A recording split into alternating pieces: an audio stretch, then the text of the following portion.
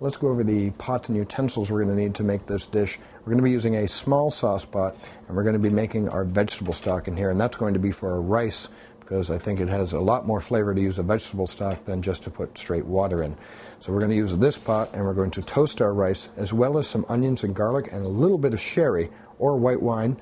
And once that's done, we're going to take our stock and put it in. We'll bring it to a boil.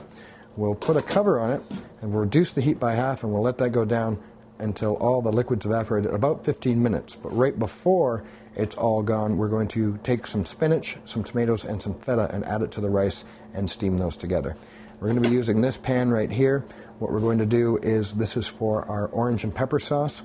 We're going to be covering some onions and some garlic in oil, and we're going to roast them, and then later on we'll bring them back and puree them.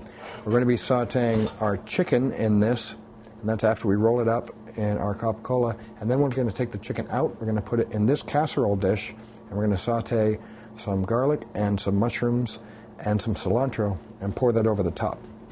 We're going to be using this pot right here. This is going to be to blanch our guajillo peppers to make them soft. Then once they're done, they're going to go with our orange juice and our oregano and our roasted garlic and onions right in here in our blender. We'll blend that up, and we'll bring it back in the pan that we sauteed the chicken in, and we'll thicken that sauce up and pour it over the top.